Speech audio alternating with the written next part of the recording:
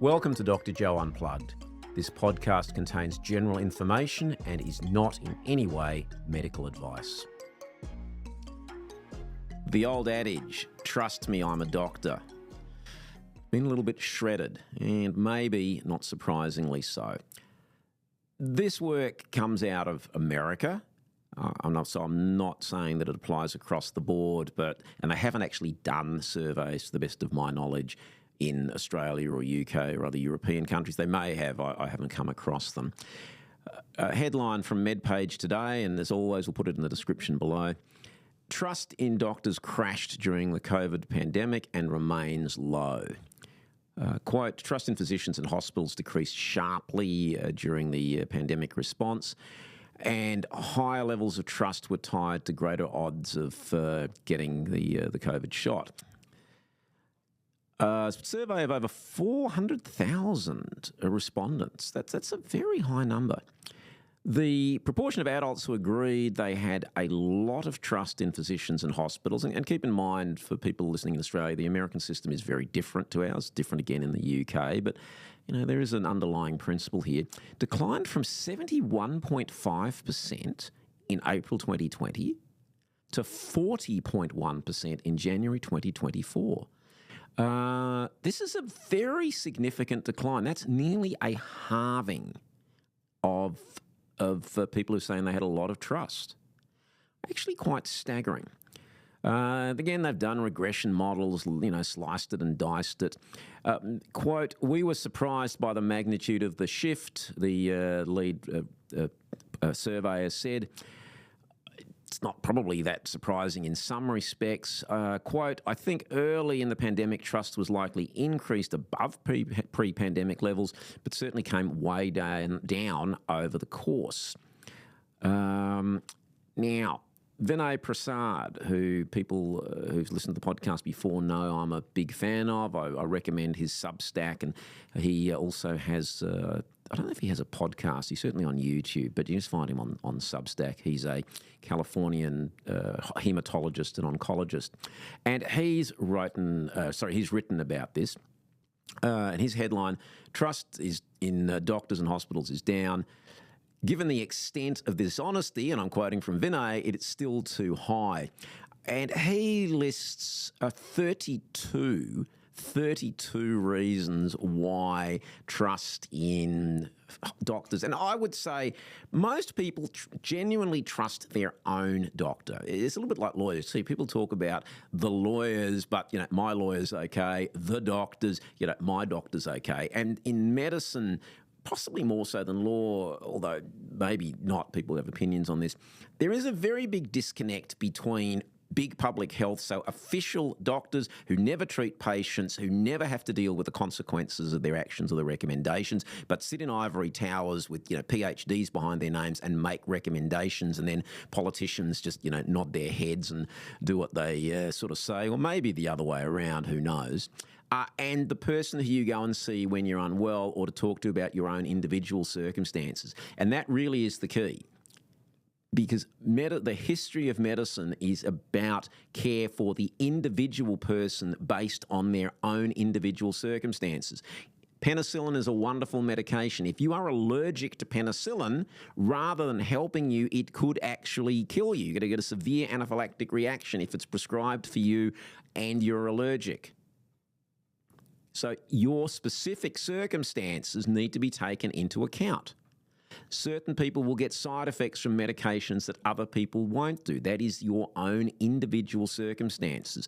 Across the board recommendations from people sitting in university ivory towers or sitting in government departments pushing out assorted mandates or edicts, they don't take into account, because they can't, obviously, but they can't, and so they don't take into account individual circumstances.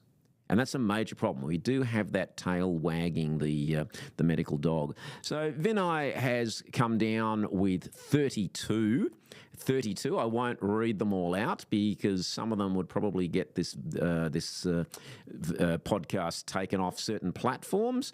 But some of them Officials inappropriately altered Cochrane collaboration conclusions. Officials lied that double masking is superior to single masking. Officials did not run studies on transmissions. The list does go on. Officials lied about natural immunity. Again, there's 32. I really recommend that you read them. And we also know about, and I've spoken about this numerous times, the low-fat dietary guidelines that they said were good for you. And again, we see the results in terms of increased obesity, overweight, type 2 diabetes. I'm going to quote Vinay Prasad's conclusion. Given these facts, trust should be 0%. 0%. The only reason trust varied by political party, and he's saying, and this has been shown, a difference between Democrat and Republicans in the United States, Republicans having less trust than Democrats. Again, I express no opinion one way or the other. 0%'s pretty harsh. I do see where Vinay is coming from, and I do have some sympathy. I really hope that trust hasn't been shredded completely. But, equally, and I say this as a doctor, trust does need to be earned. It's not just, this concept, I've got this degree, therefore that by itself should mean that I get some trust. It does need to be earned, and it takes quite a long time to build it up, and it's very, very easy for it to be lost. It's one of these issues where it goes up the steps and down the elevator shaft. And we've seen a little bit of that. And there is also that cliche about reaping what you sow. But the problem is that the people who've sowed it, and these are all the officials who, again, I really want to dissociate them from the doctors. And this is right around the world, who are sitting in their respective surgeries, consulting rooms, hospital rooms, trying to do as best they can for the person in front of them, versus the person who's not dealing with individual patients, who's trying to make across-the-board recommendations. Those people have sowed. The people at the front line, I suppose, to some extent, are going to do the reaping, although, down the track, maybe some of the people who have a bit to answer for will eventually come to answer for it. All right, so what does all this mean? Look, statistics are just that, and, opinions are going to vary. The most important thing is we want to get back to or really re-emphasise and rediscover the notion of individualised medical care.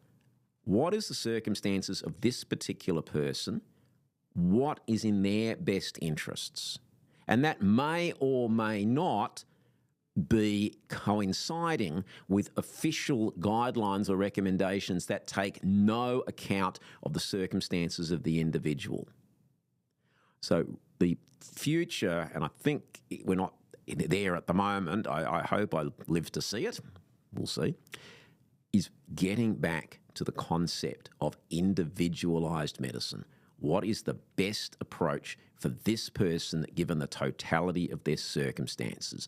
Once we get back to that, and once we also incorporate as part of that doing our best to keep people healthy rather than just trying to offer pills when they're sick, and again, there is a role for that, not saying there isn't, there is, then we really will find an increase, and appropriately so, in trust.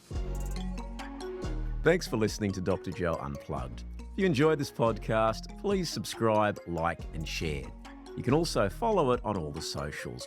There'll be new content uploaded each week.